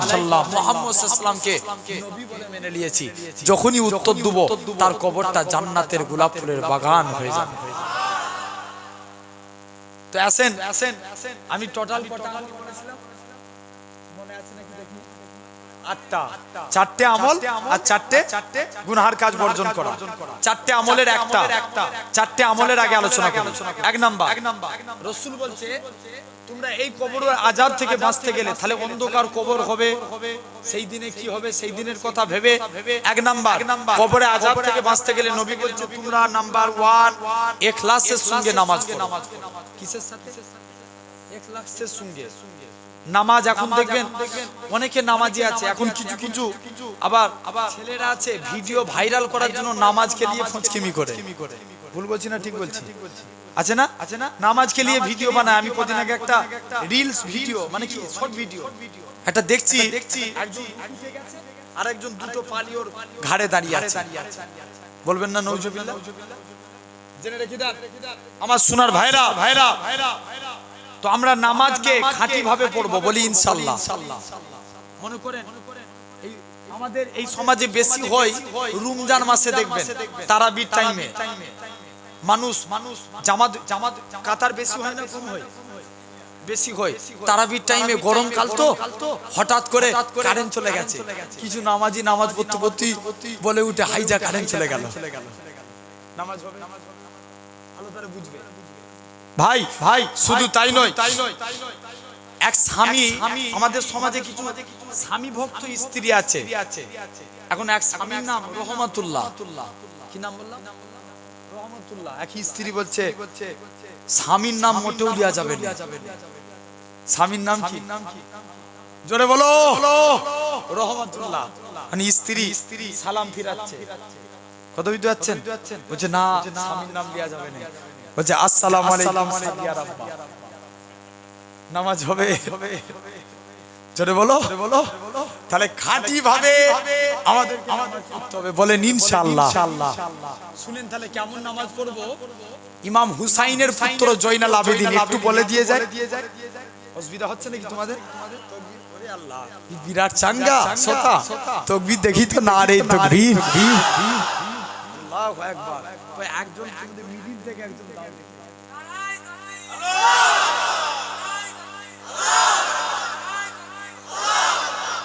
আমরা সিলসিলা মুজাদ্দিদুজ জামান না, আমরা দাদা পীরের সিলসিলার মানুষ তো নাকি? তাহলে বলি সিলসিলা মুজাদ্দিদুজ জামান। নারে তাকবীর। আলহামদুলিল্লাহ, আল্লাহ কবুল করেন। আমার ভাইরা আপনারা তরুণেরা তো আলহামদুলিল্লাহ জেনে রেখে দেন, আজকে এই সুন্দর মাহফিলে বসেছি তো ইমাম হুসাইনের পুত্র জয়নাল আবেদিন, তিনি একদিন নামাজ পড়ছে তো বাড়িতে আগুন লেগে গেছে। এখন সবাই মিলে ডাকছে জয়নাল আবেদিন তুমি তাড়াতাড়ি এসো। জয়নাল আবেদিন নামাজই পড়ে যাচ্ছে, আগুন দাও দাও করে জ্বলছে।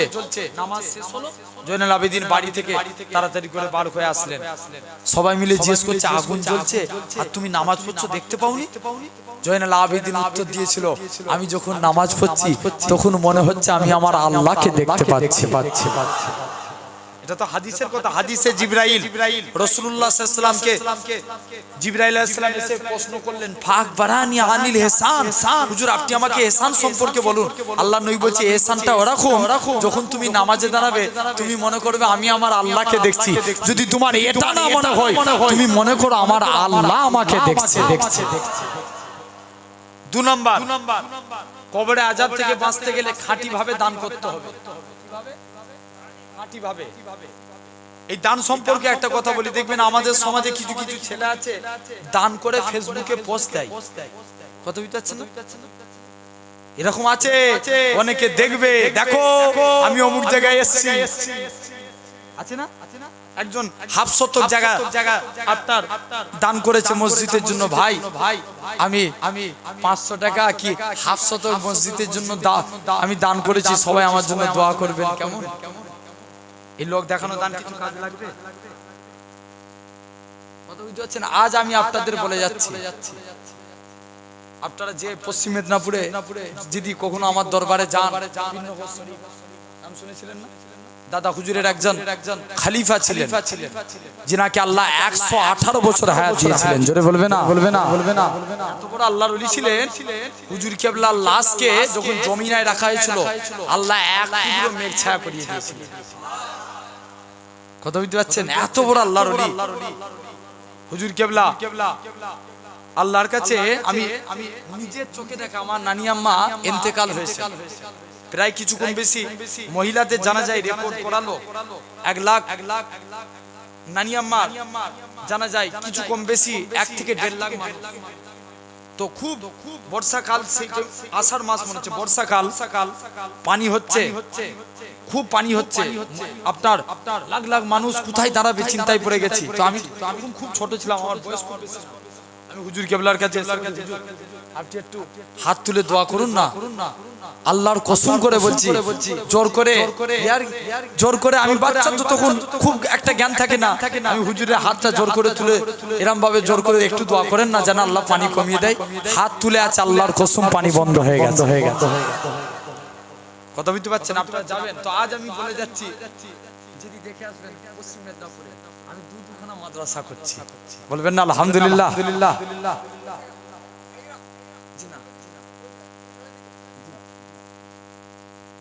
ঘাটাল আপনার ওইটা করবেতা থানা। আলহামদুলিল্লাহ জেনে রেখে দেন, আল্লাহ কবুল করে নেন আমার সোনার ভাইরা। তো তাহলে আমরা দান করব খাঁটি ভাবে, বলেন ইনশাআল্লাহ। কেমন জেনে রেখে দেন। আল্লাহ রাসূলের একজন সাহাবী নবীর কাছে এসে বলছে, হুজুর একটা পারস্যের সম্রাট নবীকে এসে বলছে, মুহাম্মদ সাল্লাল্লাহু আলাইহি ওয়াসাল্লাম তুমি মদিনায় এসে বড় নেতা হয়ে গেছো, তোমার নেতাগিরি চলবে না, তোমার ইসলামকে মিটিয়ে দেবো, তোমার কোরআনকে জ্বালিয়ে দেবো। ওমরের মতো সাহাবী উঠে দাঁড়িয়েছে, হুজুর অনুমতি দেন, উলঙ্গ তলবার দিয়ে এর গর্দানকে জুদা করে দিই। আল্লাহ নবী বলছে, বাবা চলে যাও, তোমাকে একা যাওয়া লাগবে না, আমি রাসূল জানিয়ে দিলাম আজকে পারস্যের বিরুদ্ধে আমি নবী জিহাদের ঘোষণা দিলাম। বলবে না সুবহানাল্লাহ? আল্লাহ রাসূল জিহাদের জন্য একটা ফান্ড তৈরি করলেন। কি তৈরি করলেন? ফান্ড। আমার আলোচনা কি হচ্ছে? 2 নম্বর, কবরে আযাব থেকে বাঁচতে গেলে কি করা লাগবে খাঁটি ভাবে? দান। সাবজেক্ট মাথায় রাখবে। তো একটা রাসূল ফান্ড তৈরি করলেন, বাবা আমার ফান্ডে সব এসে দান করো। মেয়েরা তাদের নাকের কানের গহনা নবীর ফান্ডে দান করে, সাহাবীরা ফান্ডে দান করে। একটা গোলামে মুস্তাফা দেখেন, একটা ভিখারি, সেও নিয়ত করেছে আমি নবীর ফান্ডে দান করব। মুসলমান করে ছেলে মেয়েরা, বানা তরুণেরা, এ নবীর প্রেমীরা, ওই মহিলাখানা আল্লাহ নবী দরবারে চলে আসে, এসে দেখে নাকি সবাই লাইন দিয়ে দান করে। মহিলাখানা নিয়ত করে আমি আমার রাসূলের জিহাদের ফান্ডে দান করব। আল্লাহ নবী আস্তে আস্তে করে আল্লাহ নবী জিহাদের ফান্ডে দান করে। ও যুবকেরা, ও নবীর প্রেমিকেরা, মহিলাখানা আস্তে আস্তে করে এরা খুব ভাবে চলে গেলেন। মহিলা পকেট হাতড়ি করে দেখে পকেটে কিছু নাই। আল্লাহ নবীর কাছে চলে গেলেন, ইয়া রাসূলুল্লাহ হাবিবাল্লাহ, ইয়া রাসূলুল্লাহ হাবিবাল্লাহ, হুজুর আপনি আমার পকেটে কিছু নাই। মহিলাখানা নিজের বাড়িতে চলে আসলেন, এসে দেখে নাকি 3 দিন হাড়িতে এরকম ভাবে চুলাতে হাড়ি চাপে না। মহিলাখানা জোর করে কাঁদে, আল্লাহ পাক আমি আমার নবীকে দান করব বলেছি, কি দান করব? আমার বাড়িতেও কিছু নাই। ও যুবকেরা, মহিলাখানা একটা ছোট বাচ্চা ছিল, বাচ্চাটাকে কোলে তুলে নিয়ে আল্লাহ নবী হুজরা মুবারকে চলে গেলেন। ইয়া রাসূলুল্লাহ হাবিবাল্লাহ, ইয়া রাসূলুল্লাহ হাবিবাল্লাহ, হুজুর বেয়াদবি maaf করেন, হুজুর গুস্তাখি maaf করেন, হুজুর আজকে দিনে আল্লাহ নবীর কাছে মহিলাখানা বাচ্চাটাকে নিয়ে আল্লাহ নবীর হুজরা মুবারকের দিকে যায়। প্রতিমধ্যে হযরতে আবু বকরের সঙ্গে দেখা হয়। হযরতে আবু বকর বলতে লাগে, এ মা মহিলা বলো তো দেখি কেন তুমি কোথায় যাও? মা মহিলা মহিলাখানা কাঁদে আর বলে, আবু বকর আমি নবীর গায়ে দিয়ে দান চাইতে যাই না, আমি মুস্তাফাকে দান করতে যাচ্ছি। মহিলাখানা আস্তে আস্তে করে মহিলাখানা চলে গেলেন, নিজের বাচ্চাটাকে আল্লাহ নবীকে দান করে দিলেন। আল্লাহ নবী বলে, হে মা মেয়ে ছেলে বলো তো দেখি আমি তোমার বাচ্চাকে নিয়ে কি করব? মহিলাখানা কাঁদে আর বলে, ইয়া রাসূলুল্লাহ হাবিবাল্লাহ চতুর্দিকে আপনার দুশমনে ভরা, কেউ যদি আপনাকে লক্ষ্য করে তীর ছুঁড়ে ছুঁড়ে মারে, হুজুর আপনি আমার বাচ্চাকে কাফেরদের তীরের সামনে রেখে দিবেন, আমার বাচ্চা শহীদ হয়ে যাবে, কাল কিয়ামতের ময়দানে আমি শহীদানের মা বলে আল্লাহ জান্নাত পেয়ে যাব। তাহলে দান কাকে বলে দেখেন। 3 নাম্বার, কবরে আযাব থেকে বাঁচতে গেলে বাপ মায়ের তবে মা বাপকে বলে যে আগে ছেলেদের হক মানবে, বলেন ইনশাআল্লাহ। একটা ওমর হুজুরের কাছে একটা মুফতি যে বলছে, হুজুর আমার ছেলে আমাকে দেখছে না, বলছে যা তোর ছেলেকে ডেকে লিয়ে আয়। হেই তোর বাপকে দেখছিস? আল্লাহ রাসূল বলছে, রিদ্দু রাব্বি ফি রিদুল ওয়ালাদি ওয়া সাকতু রাব্বি ফি সাকতুল ওয়ালাদি। পিতামাতার সন্তুষ্টি আল্লাহর সন্তুষ্টি, পিতামাতার অসন্তুষ্টি আল্লাহর অসন্তুষ্টি। বলছে হুজুর আমি কি আমার বাপকে দেখব না? আমার বাপই তো আমার একটা হক মানে। বলছে কেমন? বলছে আমি এত বড় হয়েছি, আমার বাপ আমার নাম রেখেছে কসাই। কি নাম রেখেছে? জোরে বলো। পাড়া ছেলেদের সঙ্গে খেলা করতে যাই, সবাই আমায় রাগায়, কি মনে দুঃখ আমার। ভাই আমি আপনাদের বানানো বলি না, একদম বাস্তব হাকিকাত কথা বলছি। আমি একদিন দরবারে বসে আছি, আমাদের দরবারে একজন ওই মুখে মিষ্টি দিতে নিয়ে আসছে, বাচ্চা ছেলে তো, মুখে মিষ্টি দিতে নিয়ে আসছে। এখন আমি জিজ্ঞেস করছি নাম কি রেখেছো? বলছে মারুতি হোসেন। কি নাম বললো? মারুতি হোসেন। আমি বলছি নাম কি করে রাখলে? বলছে ভাইজান আমি প্রেগনেন্ট ছিলাম, পেটে কোমরে যন্ত্রণা হচ্ছে, মারুতি গাড়ি করে আমাকে হসপিটালে নিয়ে যাচ্ছে, তা আল্লাহর হুকুম মারুতি গাড়িতে বাচ্চা হয়ে গেছে, শখ করে নাম রেখেছে মারুতি হোসেন। কথা বুঝতে পারছেন? তাহলে বুঝতে হবে ভালোভাবে নাম রাখা লাগবে সন্তানদের। প্র্যাকটিক্যালি এক ছেলের আব্বা তার ছেলের নাম রেখেছে বলেন। কি নাম বললাম? বলেন। আমি হুজুরের কাছে পড়তে পাঠিয়েছে, হুজুর জিজ্ঞেস করছি তোর নাম কি? কি বলছে? বলেন। আবার জিজ্ঞেস করছে তোর নাম বল, বলছে বলেন। ডাস্টার ধরেছে হুজুর, আদম পিতাগারে সেই থেকে তোকে নাম জিজ্ঞেস করছি, নাম বল। বলছে বলেন। এক ডাস্টার দিয়েছে মাথায়। বলছে হুজুর আপনি আমার বিনা দোষে মারলেন। বলছে কেন? যে আমার বাপই তো আমার নাম রেখেছে বলেন। তাহলে সন্তানদের সুন্দর নামে নাম রাখবেন। নবীদের আল্লাহর ওলিদের নাম অনুসারে, সাহাবাদের নাম অনুসারে নাম রাখেন। আল্লাহ না করুন ওই সন্তানগুলো যদি গুনার জন্য জাহান্নামী হয়, নবীগুলো আল্লাহর কাছে তো ফরিয়াদ করবে, আল্লাহ এদের বাপ মা গুলো আমাদের নামের সঙ্গে মিলিয়ে নাম রেখেছিল, আল্লাহ আমাদের নামগুলোকে তুমি বেইজ্জতি করো না, আল্লাহ ওই নামধারী সন্তানগুলোকে মাফ করে দাও। নবীদের ফরিয়াদকে আল্লাহ কবুল করে ওই নামধারী সন্তানগুলোকে আল্লাহ মাফ করে দিন। 2 নাম্বার, বাচ্চাদেরকে নামাজের জন্য বলা। কিসের জন্য বলা? নামাজের জন্য। আমরা বলি আল্লাহর ওলি সরফুদ্দিন রাহমাতুল্লাহ আলাইহি হুজুরের মা হুজুরকে একদিন ডাকছে, বাবা তুই নামাজ পড়বি না? বলছে মা আমি তো নামাজ পড়বো, নামাজ পড়লে আল্লাহ কি খাবে? মা বলছে বাবা নামাজ পড়লে আল্লাহ মিষ্টি খাবে। বাচ্চাকে কেমন নামাজের তালিম দিচ্ছে দেখেন মা। বলছে ঠিক আছে বাবা যা, তুই নামাজ পড়। যেই হুজুর সিজদায় চলে গেলেন, মা একটা চিনির পেয়ালা নিয়ে হুজুরের সামনে বসিয়ে দিলেন। চিনিটা খেয়েই নামাজ থেকে ফারেক হয়ে চিনি খেয়ে মাকে বলছে মা আমার চিনি, আমার নামাজ পড়া দেখে আল্লাহ খুশি হয়ে আল্লাহ আমাকে চিনি পাঠিয়েছে। জানা বাবা, মা অনেকদিন দেখে বাচ্চা নামাজের প্রতি মহাব্বত বেড়ে গেছে, মা চিনি দেওয়া বন্ধ করে দিয়েছে। বাবা তুই কি আর চিনি খেতে পাচ্ছিস? বাচ্চা তখন বলছে মা যে আল্লাহ আমাকে আগেও চিনি খাইয়েছিল, সে আল্লাহ এখনো আগের মতোই চিনি খাওয়াচ্ছে। 2 নাম্বার হয়ে গেল। 3 নাম্বার, ছেলেরা যখন প্রাপ্ত বয়স্ক হবে মা বাপের হক তাদের যত টাইমে বিবাহের বন্দোবস্ত করে দেয়া। তবে মা বাপ যাই করুক, তুমি সন্তান ইজ্জত বালা যদি হতে চাও মায়ের দোয়া নাও, আল্লাহ তোমার সম্মানকে বাড়িয়ে দেবে।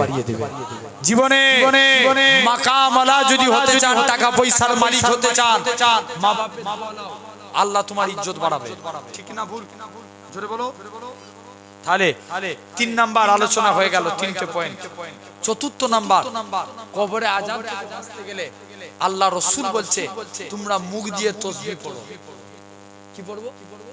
তাসবিহ। আচ্ছা মনে করেন আমরা বাইক চালাচ্ছি, যদি মুখ দিয়ে বলি আলহামদুলিল্লাহ, সুবহানাল্লাহ, কি কলমা পড়ি লা ইলাহা ইল্লাল্লাহ মুহাম্মাদুর রাসূলুল্লাহ সাল্লাল্লাহু আলাইহি ওয়াসাল্লাম, গাড়ি চালাতে চালাতে এসেছি, যদি একবার কলেমা পড়লি তারপরে চুপ থাকি, বিশ্বাস করেন আমি এভাবে করি, চেষ্টা করি যে কারোর সঙ্গে আর কথা বলবো না। হয়তো আমার ড্রাইভারকেও জিজ্ঞেস করবেন, আমি ড্রাইভারের সঙ্গে একটা কথা বলি না, গাড়িতে আসতে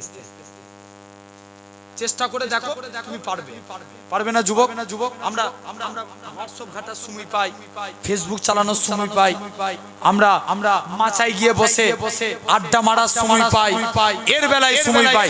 তুমি চেষ্টা করলে পারো তুমি 5 ওয়াক্ত নামাজ পড়তে, তুমি চেষ্টা করলে পারো তুমি আল্লাহর দিকে ফিরতে। ঠিক কি না?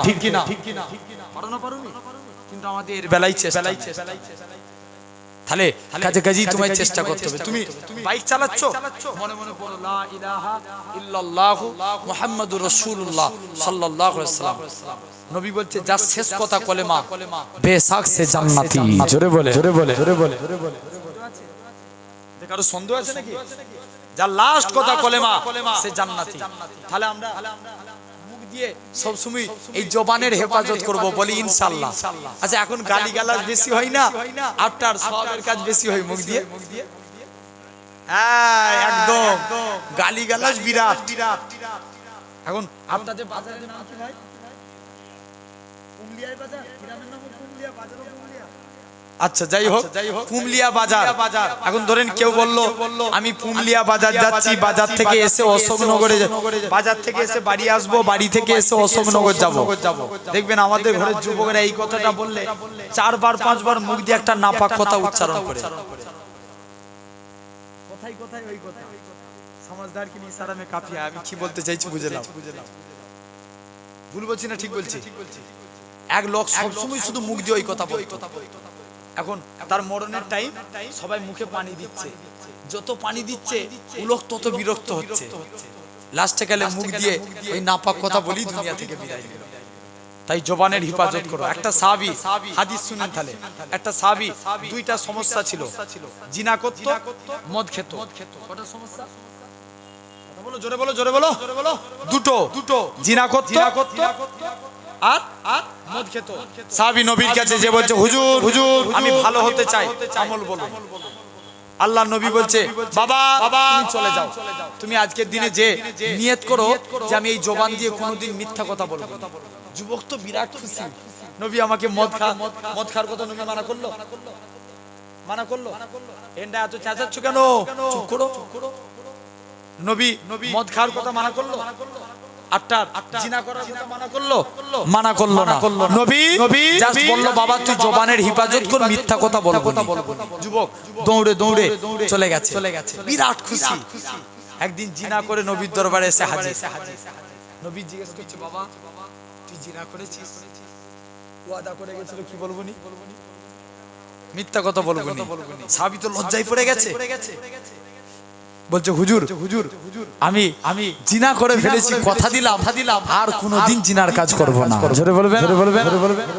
মদ খেয়েছি, নবী জিজ্ঞেস করছে বলছে হুজুর মদ খেয়ে ফেলেছি, কথা দিলাম আর কোনোদিন মদ খাবো না। তাহলে কটা আমল হলো? দুটো। দেখেন তাহলে জবানের হিফাজত করেন। তাহলে আমি কবরে আযাব থেকে বাঁচার জন্য কটা আমল বললাম?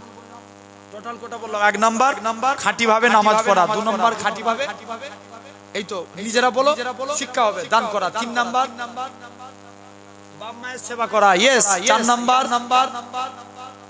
জবানের হিফাজত করা, 4টে আমল, 4টে গুনার কাজ। 1 নাম্বার মিথ্যা কথা বলা, মিথ্যা কথা ত্যাগ করা, সত্য কথা বলার চেষ্টা করা। 1 নাম্বার কি বলা? মিথ্যা ত্যাগ করা, সত্য বলার চেষ্টা করা। 2 নাম্বার চকলখুরি করা যাবে না। এক মালিক একটা গোলাম কিনে নিয়ে এসেছে। শুনো তাহলে একটা কথা, এই চকলখোর কেমন ভয়ানক। এক মালিক একটা গোলাম কিনে নিয়ে এসেছে, তার এখন গোলাম কিনে নিয়ে এসে হাজির। এখন বলছে আমার গোলাম মাঝে মাঝে এই গোলামটা একটু চকলখুরি করে। মালিক চকলখুরির দিকে গুরুত্ব না দিয়ে গোলামকে কিনে নিয়ে চলে এসেছে। যেই কিনে নিয়ে আসলো, এখন গোলাম বেশ ভালোই কাজ করছে। একদিন মালিকের স্ত্রীকে যে বলছে, আপনি আমার মালিকের স্ত্রী, আপনাকে আমি একটা কথা বলি। কি কথা বল? বলছে শুনো, আপনি তো আমার মালিকের স্ত্রী, তবে আজকে আপনাকে জানিয়ে দিয়ে গেলাম আপনার স্বামী মনে হচ্ছে অন্য কাউকে ভালোবাসে। তবে আপনাকে একটা তাবিজ বলে দিতে পারি, স্বামীর যদি একটা দাড়ির লোম কেটে দিতে পারেন, আমি তাবিজ করে দেবো, স্বামী ভালো হয়ে যাবে। কারণ প্রতিটা স্ত্রী চাই স্বামী আমাকে বেশি ভালোবাসে, হ্যাঁ না চাই। এখন স্ত্রী বলছে ঠিক আছে আমি একটা দাড়ির লোম কেটে দেবো। চলে আসুন, বলবে না আসেন আসেন, আল্লাহ আপনার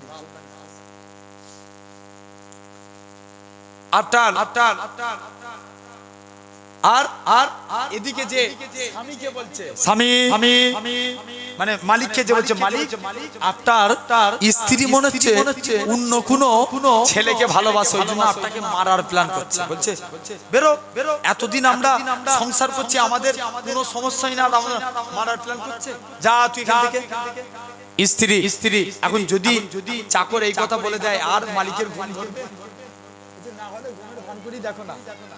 মালিক এসে ঘুমের ভান করে দেখছে, স্ত্রী ভাবছে স্বামী কখন ঘুমাবে, আর স্বামী ভাবছে স্ত্রী কখন ঘুমাবে। এখন যেই স্বামী আর চোখে ঘুমের ভান করে চোখটা মুজেছে, স্ত্রী খুঁটটা বার করে দাড়ির একটা লোম কাটতে যায়। স্বামী আর চোখে দেখে ই তো সত্যি গোলামের কথা ঠিক, আমায় মারতে এসেছে। যাই খুঁটটা কেড়ে নিয়ে স্ত্রীর গলায় চালিয়ে দিয়েছে। পরের দিন স্ত্রীর আত্মীয় স্বজন এসে স্বামীকে মেরে দিয়েছে। তাই নবী বলছে তোমরা চকলখুরি থেকে বেঁচে থাকো। 2 নম্বর হয়ে গেল, খুব শর্টে আলোচনা করছি আমি, কারণ সময় বেশি নাই। 3 নম্বর নবী বলছে তোমরা আমানতের মাল খেয়ানত করবে না, অর্থাৎ কারুর সঙ্গে কবরে আযাব থেকে বাঁচতে গেলে বিশ্বাসঘাতকতা করবে না। কারুর সঙ্গে বিশ্বাসঘাতকতা করবে না। জেনে রেখে দেন এই সমাজে বিশ্বাসঘাতকতা। আমি একটা বিদায়ের আগে একটা হাদিস আপনাদের বলে যাই, হয়তো অনেকে জানেন কিংবা জানেন, আমার না জানেন, কিন্তু আমি এই প্রসঙ্গে এসেছি বলি। আল্লাহর রাসূলের সব মক্কা সাহাবীরা মদিনায় হিজরত করে চলে আসে। আল্লাহ রাসূল এক একজন, চুপ করে যাও, আল্লাহ রাসূল এক একজনের সঙ্গে এক একজনের ভ্রাতৃত্ব বন্ধনে আবদ্ধ করতে লাগলেন, মানে ভাই ভাই সম্পর্ক করে দিলেন। মদিনার এক সাহাবী যার নাম ছিল সালাবা, মক্কার সাহাবী সাইদ বিন আব্দুর রহমান, দুজনে ভাই ভাই করে দিলেন।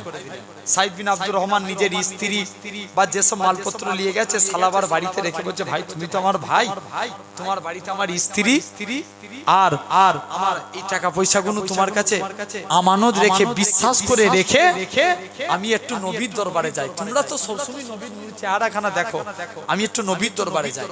দৌড়ে নবীর দরবারে পৌঁছে গেলেন। আপনার এদিকে গভীর রাত হয়েছে, সালাবা ঘুমিয়ে আছে, শয়তান এসে পিন খাচ্ছে। সালাবা ওঠ, তোর পাশের বাড়িতে তোর ভাইয়ের স্ত্রী শুয়ে আছে, আর তুই একা পড়ে ঘুমাচ্ছিস। সালাবা ঘুম থেকে উঠে সাইদ বিন আব্দুর রহমানের স্ত্রীর দরজায় যে আঘাত করছে, দরজা খুলে নে। সাইদ বিন আব্দুর রহমানের স্ত্রী বলছে, সালাবা তোমার অন্তর থেকে আল্লাহর ভয় উঠে গেল। ব্যাস সালাবার হুঁশ ফিরে গেছে। আর চিন্তায় পড়ে যায়, আল্লাহ উপায় কি আছে। সালাবা তাড়াতাড়ি করে আপনার কানতে পর্বতের চূড়ায় চলে গেলেন। পাবেন কোথায় এটা? তানবিয়াহুল গাফিলিন কিতাব থেকে, এটা একটা হাদিস, তানবিয়াহুল গাফিলিন কিতাব থেকে আমি এটা পড়েছি। তো সালাবা পর্বতের চূড়ায় যে উঠে কানতে লাগলেন। সকাল হয়েছে, সাইদ বিন আব্দুর রহমান সালাবা বাড়িতে এসে সব আলোচনা শুনলেন।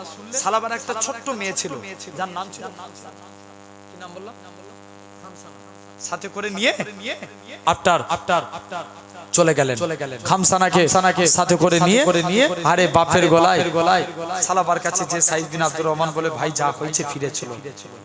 সালাবা বলছে না, আমি এই মুখ আর কাউকে দেখাবো না, আমি বিশ্বাসঘাতকতা করে ফেলেছি। সালাবা বারবার করে বলে, খামসানাও কাঁদে। যখন অনেক রিকোয়েস্ট করে সালাবা বলে, ঠিক আছে, আমার গলায় একটা দড়ি বেঁধে আল্লাহ রাসূলের বড় সাহাবী আবু বকরের দরবারে নিয়ে চলে।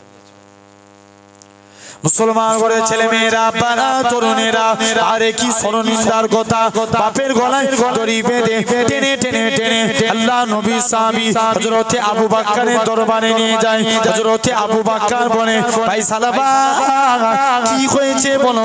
সালাবা কাঁদে আর বলে, ভাই আবু বকর, আমি আমানতের মাল খেয়ানত করে ফেলেছি, আমি জিনা করে ফেলেছি, আমার গুনাহটা কি আল্লাহ পাকের দরবারে মাফ হবে। হযরতে ওমর ফারুকের কাছে যায়। এরা খুব ভাবে। ওমর বলে, এ মা খামসানা, বলো তো দেখি তোমার আজকে দিনে এরকম কেন ব্যবহার করো, আমার সাহাবীর গলায় দড়ি কেন বাঁধো। সালাবা কাঁদতে লাগে, ভাই ওমর রে, আমি আমানতের মাল খেয়ানত করে ফেলেছি, আমি জিনা করে ফেলেছি। হযরতে ওমরও তাড়িয়ে দেয়, উসমানের কাছে যায়, তিনিও তাড়িয়ে দেয়, আলীর কাছে যায়, তিনিও তাড়িয়ে দেয়। মনে মনে চিন্তা করে, আল্লাহ পাক নবীর কাছে যাব। নবীর কাছে গেলেন, নবীও তাড়িয়ে দিলেন। নবী বলতে লাগে, এ বাবা সালাবা, বলো তো দেখি কি এমন অন্যায় করেছো। সালাবা কাঁদে আর বলে, ইয়া রাসূলুল্লাহ, হাবিবাল্লাহ, হুজুর আমি আমানতের মাল খেয়ানত করে ফেলেছি, আমি জিনা করে ফেলেছি, বিশ্বাসঘাতকতা করে ফেলেছি। আল্লাহ নবী বলে, বাবা সালাবা, বেরিয়ে যাও, বেরিয়ে যাও, তোমার গুনাহটা কি মাফ হবে। আমি নবী এটা বলতে পারবো না। ও যুবকেরা, সালাবা ঝরঝর করে কাঁদে। এরকম ভাবে আল্লাহ পাক আবু বকরের কাছে গেলাম, সেও তাড়িয়ে দিল। ওমরের কাছে গেলাম, সেও তাড়িয়ে দিল। উসমানের কাছে গেলাম, সেও তাড়িয়ে দিল। আলীর কাছে গেলাম, সেও তাড়িয়ে দিল। মনে বড় আশা ছিল আল্লাহ নবীর কাছে যাব, নবীও তাড়িয়ে দিল। এরকম ভাবে মনে মনে চিন্তা করতে লাগে, আল্লাহ পাক এখন একমাত্র আপনি ভরসা। আল্লাহ আপনি যদি তাড়িয়ে দেন, এই মুখ আর কাউকে দেখাতে পারবো না। ও যুবকেরা, ও নবীর প্রেমিকেরা, হযরতে আবু বকর আল্লাহ নবী সাহাবী সালাবা জমিনায় পড়ে জঙ্গলে যে সিজদায় পড়ে কাঁদতে লাগে। 40 দিন কেটে গেল। আমার আল্লাহ পাক জিবরাইল আমিনকে পাঠিয়ে দেয়, হে হযরতে জিবরাইল, চলে যাও, চলে যাও, আমার রাসূলুল্লাহকে জানিয়ে দাও সালাবাকে আমি আল্লাহ ক্ষমা করে দিয়েছি। আল্লাহ নবী সাহাবীরা, আল্লাহ নবী দুইজনকে পাঠালেন, হযরতে ওমর, হযরতে আলিয়া সলমান ফারসি সালাবাকে আনতে পাঠিয়ে দিলেন। দুজন মিলে ঘুরে কোনো জায়গায় পায় না। এক জায়গায় যে দেখি সালাবা জঙ্গলে বসে আল্লাহকে সিজদা দেয়। সালাবা সিজদা, সালাবার কান্না দেখি জঙ্গলের পশুরা কাঁদতে লাগে। পিছন থেকে আলী যে বলে, ভাই সালাবা সিজদা থেকে মাথা তুলো, নবী তোমায় ডেকেছে। সালাবাকে নিয়ে চলে আসা হলো। যখন আসা হলো, ওই টাইমটা ফজরের টাইম ছিল। আল্লাহ নবী ইমামতি করে নামাজ পড়ায়, সাহাবারা নবীর পিছনে দাঁড়িয়ে দাঁড়িয়ে নামাজ পড়ে। ও যুবকেরা, আল্লাহ নবী নামাজ পড়া হয়ে গেল। নবী আমার নামাজের শেষে বলে, কাফা বিল মউতি, তোমরা মরণের কথা বেশি বেশি করে স্মরণ করো। যখন এই কথা কানা বলে, সালাবা বেহুশ হয়ে ইন্তেকাল হয়ে যায়। সালাবা খামসানা কাঁদে, ইয়া রাসূলুল্লাহ, হাবিবাল্লাহ, আমার বাপটা একমাত্র সম্বল ছিল, আজ আমার বাপ হারিয়ে গেছে। ইয়া রাসূলুল্লাহ, হাবিবাল্লাহ, হুজুর আমার বাপ হারিয়ে গেছে। ও যুবকেরা, আল্লাহ নবী কি জানিয়েছিলেন, ও বাবা সালাবা, কেঁদো না, কেঁদো না, বাবা সালাবা খামসানা, কেঁদো না, কেঁদো না, আমি নবী হলাম তোমার পিতা। আল্লাহ নবী সালাবার কবরের দিকে তাকিয়ে একবার কাঁদতে লাগে, আবার গুটি গুটি পায়ে হেঁটে হেঁটে আসে। আল্লাহ নবী সাহাবীরা বলে, ইয়া রাসূলুল্লাহ, হাবিবাল্লাহ, হুজুর আপনি একবার কাঁদেন, আবার গুটি গুটি পায়ে আসেন। ও যুবকেরা, আল্লাহ নবী কি জানিয়েছিলেন, ও বাবা সাহাবীরা, আমার সালাবা আল্লাহর ভয়ে কাঁদতো। আমি নবী কেন সালাবার কবরের দিকে তাকিয়ে তাকিয়ে কাঁদি? আমার সালাবা আল্লাহর ভয়ে একান্ত আমার সালাবার কবরটাকে আমার আল্লাহ পাক বেহেশতের গোলাপ ফুলের বাগান বানিয়ে দিয়েছে। তবে ইয়া রাসূলুল্লাহ হাবিবাল্লাহ হুজুর আপনি কেন গুটি গুটি পায়ে হেঁটে হেঁটে যান? আল্লাহ নবী বলেন ভাই সালাবা শুনে রেখে দাও, আমার সালাবাকে আল্লাহ পাক কবুল করে নিয়ে সালাবা জানা যায় অগণিত ফারিস্তাকে আমার আল্লাহ নাজিল করে দিয়েছে। কাদেরকে? ফেরেশতাদেরকে। তাহলে আমরাও এই বিশ্বাসঘাতকতা কারোর সঙ্গে করব না, বলি ইনশাআল্লাহ। জোর করে বলি না। আর চতুর্থ নাম্বার, আল্লাহ রাসূল বলছে তোমরা প্রস্রাবে 6টা থেকে বেঁচে থাকো। কি থেকে? প্রস্রাবে 6টা থেকে। দেখবেন আমরা প্রস্রাব ফিরি, ফিডব্যাক এসে গায়ে লাগে না? ওই জন্য আল্লাহর ওলিরা তাকওয়া করতেন, তারা কুলুকের ব্যবহার করতেন, তারা পানি দিয়ে পাগুলোকে ভালো করে ধুয়ে দিতেন। কথা বুঝতে পারছেন? কাজে কাজী এই টোটাল 8টা আমল বললাম। আল্লাহ যেন আপনাদের আমাদের সকলকে আল্লাহ যেন আমলের নিয়তে আল্লাহ শোনার তৌফিক দেন, আল্লাহ যেন আমল করার তৌফিক দেন। বলেন আল্লাহ। আমরা যখন আজকের পর থেকে একটু প্রস্রাব ফিরবো একটু উঁচু জায়গায় ফিরবো, বলেন ইনশাআল্লাহ। মানে নিচই যেন ফিডব্যাক এসে না গায়ে লাগে। জেনে রেখে আল্লাহ কবুল করেন। আল্লাহ আমাদের সকলকে, আমার কমিটি ভাইরা যাও,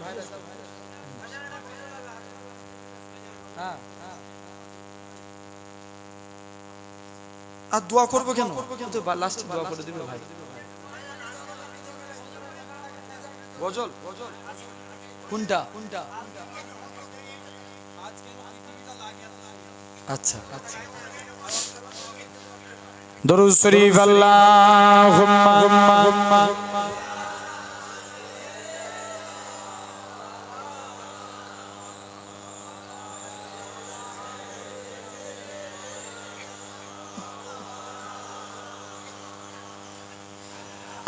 আজ কেন পৃথিবীটা লাগে এত সুন্দর, সে কোন রূপকারে সাজালো এ চরাচর, সে কোন রূপকারে সাজালো এ চরাচর। বলবে না সুবহানাল্লাহ।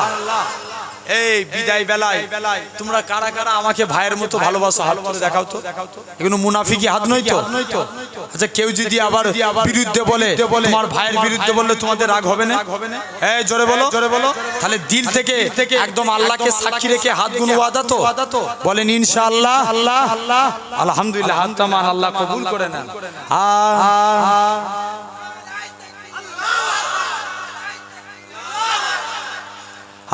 আজ কেন পৃথিবীটা লাগে এত সুন্দর, সে কোন রূপকারে সাজালো এ চরাচর, সে কোন রূপকারে সাজালো এ চরাচর।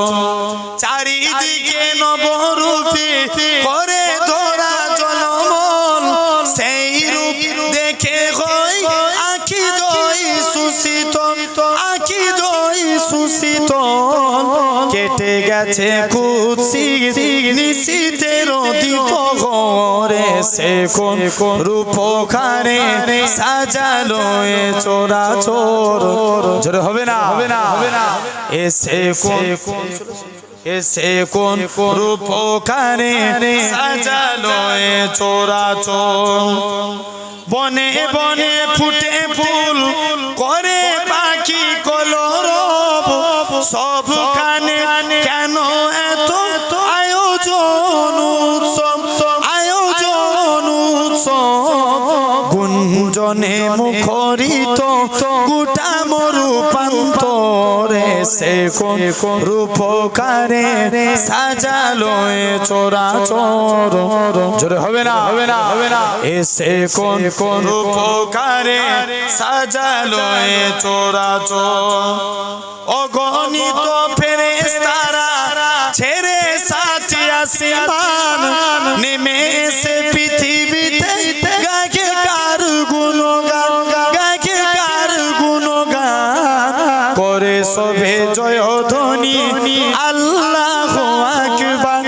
এসে কোন রূপকারে সাজালো এ চরাচর জোরে হবে না এসে কোন রূপকারে সাজালো এ চরাচর আজ কেন পৃথিবীটা লাগে এত সুন্দর এসে কোন রূপকারে সাজালো এ চরাচর মারহাবা সৃজনের রহম এসেছে ধরণীতে নূর নবী হযরত নূর নবী হযরত আলোকিত তাই মাতা আমিনার পুরে ঘরে সে কোন রূপকারে সাজালো এ চরাচর সে কোন রূপকারে সাজালো এ চরাচর আজ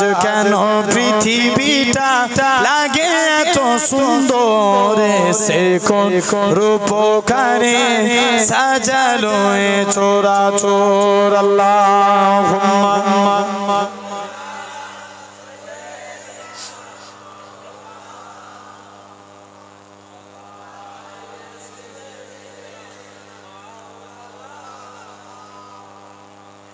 আলহামদুলিল্লাহ আফটার রিকোয়েস্ট করলেন আমি রাখলাম একটা নাত বলতে বলেছিলেন আল্লাহ কবুল করেন আবার যদি পরে ইনশাআল্লাহ দেখা হবে না ছোট্ট ভাইরা রিকোয়েস্ট করলো ছোট্ট করে আপটা দেখি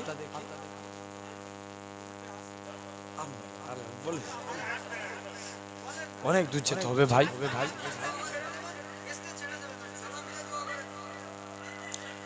जुल्फे हसीन होंगी चेहरा कमाल होगा जुल्फे हसीन होंगी चेहरा कमाल होगा क्या खूब मुस्तफा का क्या खूब मुस्तफा का हुस्ने जमाल होगा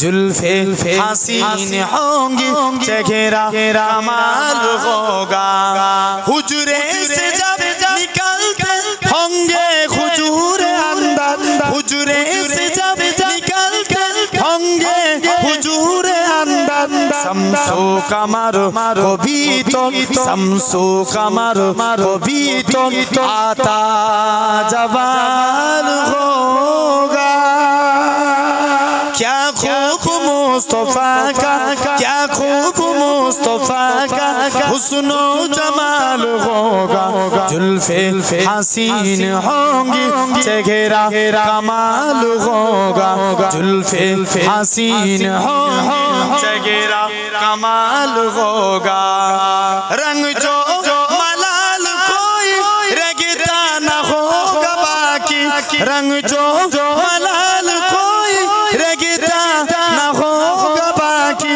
तकता मेरे नबी को तकता मेरे नबी को जिस दम बिलाल होगा क्या खूब मुस्तफा का क्या खूब मुस्तफा का हुस्नो जमाल होगा जुल्फे हसीन होंगी चेहरा कमाल होगा कह दूंगा है फरिश्तों मैं उनका उम्मती हूँ जरूर बोलबे ना आरो छिल्ले है ना कह दूंगा है फरिश्तों मैं उनका उम्मती हूँ कह दूंगा है फरिश्तों मैं उनका उम्मती हूँ मुझसे अगर लखद में मुझसे अगर लखद में कोई सवाल होगा क्या खूब मुस्तफा का हुस्नो जमाल होगा हुस्ने जुल्फे हसीन होंगी चेहरा कमाल होगा